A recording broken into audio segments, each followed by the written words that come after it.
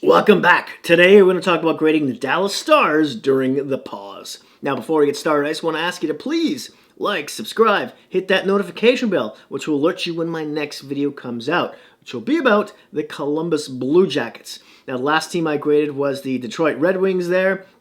I'm shooting these videos in reverse alphabetical order of all 31 NHL teams, and I'll throw up some links to the last few videos I did up top somewhere there over the next few minutes so you can click on them at your leisure. Of course, I also have them on my playlist on my YouTube channel. Now, the Stars. Do you like the theater?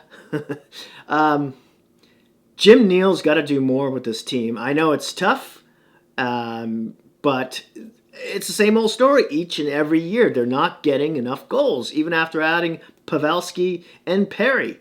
It's like they need to go out there and get a not too old guy who's talented, who can put the puck in the net. And part of it's got to be the system, right? It's the way these guys play. It's such a defensive lockdown that they have to start thinking about sacrificing some of that for some offense. I don't see either in which way they go here. If they don't at least get to the conference finals, maybe they even think about retooling this team. Crazy thought of the week. There you have it. Now, I know this season they didn't, or coming up to the next draft, they don't have a second and third round pick, but they still had a first. When your top 3 point getters are all aging out, you got to think about going all in here and doing something. Now, when it comes to their season, of course, there's a bit of drama there behind the bench because they fired Montgomery, who was a good coach. We all knew he had some issues, though. Rick Bowness, the assistant coach, took over as intern, and everything kind of stayed steady Freddy, didn't it? And they have the AHL, working the same system, too, because whenever they have guys come up, there's no big, rookie or minor league mistakes happening on the ice. You just don't see many points, but that's a thread throughout, isn't it? Now, they started off really poorly, and they ended off really poorly. But there was some good hockey in between there. Now, when it comes to their last, they lost their last 3 games before the pause. 3-5-2 in their last 10. Ended up with 82 points before the pause. That's good for third in the Central. 10 points back of the second place Colorado Avalanche. 12 back of the first place St. Louis Blues. And only 2 points ahead of the Winnipeg Jets, who hold that first place wildcard spot there. So it's not like, they can rest on their heels, even though now we're hearing about the 24-game playoff format. More on that in a bit, perhaps. Now, the Hockey News has ranked their prospect pool 16th in the league. And there's a few players from that who have popped up to play a few games here and there, but nothing really substantial. More on that in a while too. And let's get into some stats right away for you, starting with their power play. It's surprisingly 13th, which is where they score most of their goals, pretty much, because they don't do much of it up 5-on-5. Their penalty kill is 17th. I thought that would be a little bit better. Wins, they're 11th. Points, they're 10th. Goals for, they're 29th. And a little side note here. I don't know why I did all those hand expressions. Calm down. They're one of 3 teams in a standard playoff spot right now at the pause who are in the bottom 10 of the leagues in goals for. And they're the worst of these 3 teams. Calgary is in 20th, and then Columbus is in 27th. And only LA and Detroit, of course, are worse than them. Teams that are far and away from a playoff spot. Let that percolate in bubble in your brain for a second. Now, let's talk about some of the players. But first, the aristocrats. Just kidding. I'm kidding. If you even know what that means. Now, injuries. The only guy here is Martin Hanzal. He's out with a lower body injury. He had something on his spine. He's out for the entire year. It seems like every year they got one guy who takes a turn It was John Stevens last year, but I think it was concussion issues. He only played 17 games, I believe, this year. He's that ideal right shot defenseman on the second pair who plays well with Heiskanen. They complement each other. Him being obviously more of a defensive guy, like they need more of that. But in any case, he's a good player. But let's talk about some player stats, starting with the goaltenders. One of their major strengths. Even though it's not quite as good as last year, it's still very good. Ben Bishop, he's 33 years old, be 34 in November. 6'7", 210-pound green monster. He has 3 more years left on his contract, by the way, just under $5 million. Terrific deal. And in 44 games this season has a .920 save percentage. Yeah, so in 2 more games last season he had a .934, much better, but .920's pretty darn good. Now his backup, again, Anton Khudobin, who's also up there in age, 34 years old. He just turned in May. 5'11", shorter guy, 195 pounds. In 30 games this season, he's actually better than last season and better than Bishop too, with averaging a .930 save percentage. And in 41 games last season, he was a .923. I think they were number 1 or 2 all season long last season in terms of goaltending.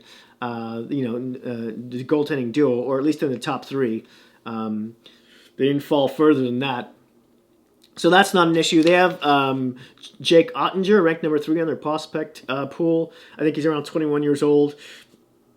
I know Khudobin's going to be a UFA. There's a chance Ottinger may step in if they don't decide to re-sign Khudobin, or he wants too much money or whatever. But you'd think they'd be able to come to an agreement, especially at Khudobin's age. Give him 1 or 2 years and then bring Jake Ottinger in after that. But let's talk about the defense and their top 3 point getters right now. One of their major strengths, obviously, starting with is it Miro Heiskanen, who's also 3rd on the team in points. He's a left shot defender, 20 years old. Unbelievable this kid is. 68 games he played, 8 goals, 35 points. Plus 14, the best on the team, averaging 23.46 a night, also the most on the team. Second here is John Klingberg, the right shot defenseman. He usually plays the first line pairing minutes with Lindell.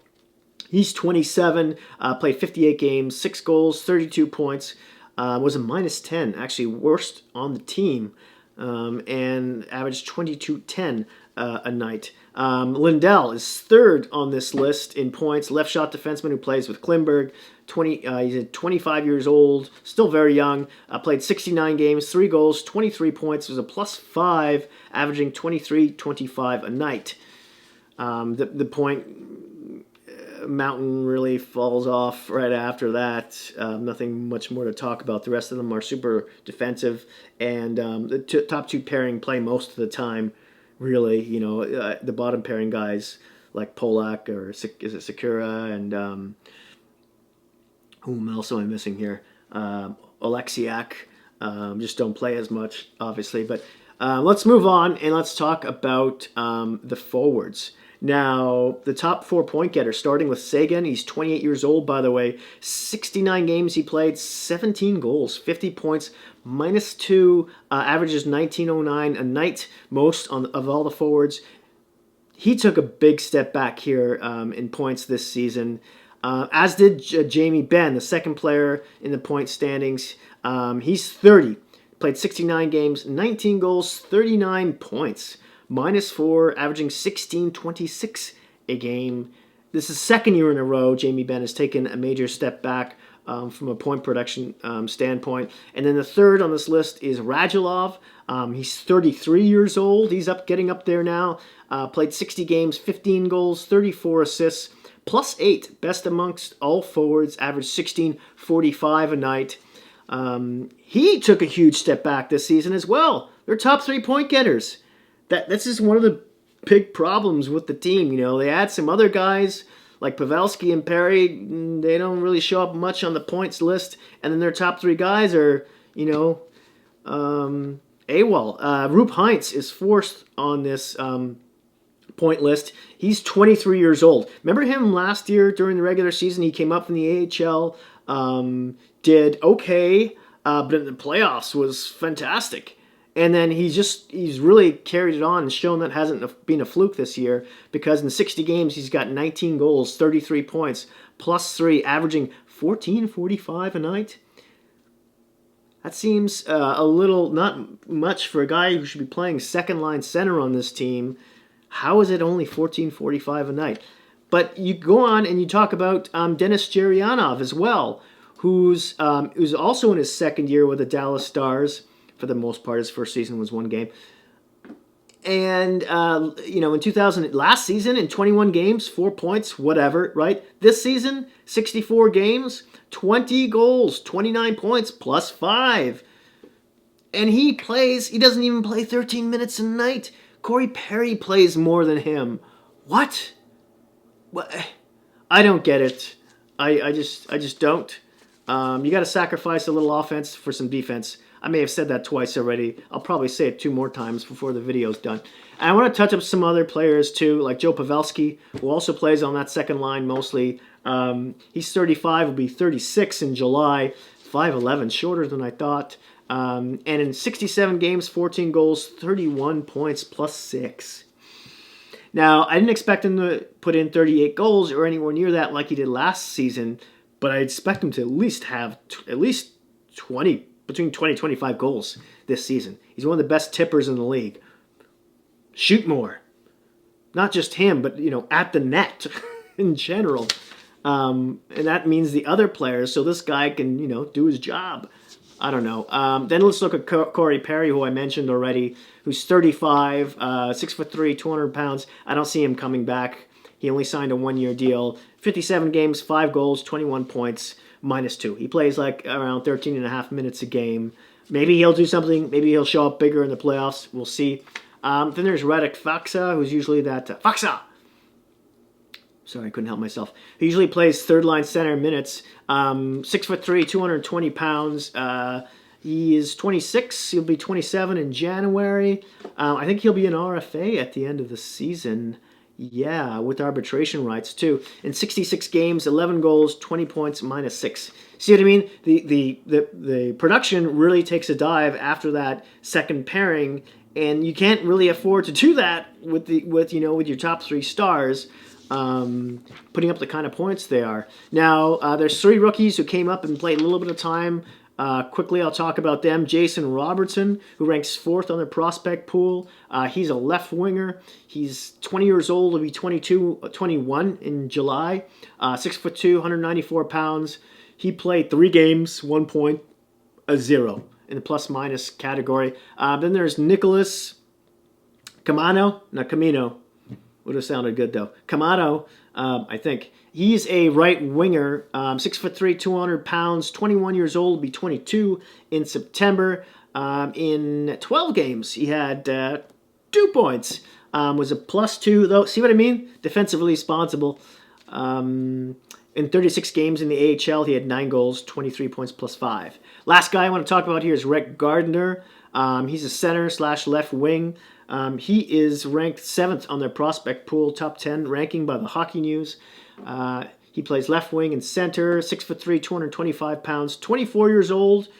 He just turned in February, and he played 8 games, 0 points, and also a 0 in the plus-minus category. We'll see if these guys break the lineup next season. How do I grade this team? I'll give him a B.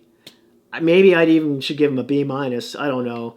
I mean, this team will they're built for the playoffs, right? So they should do better, but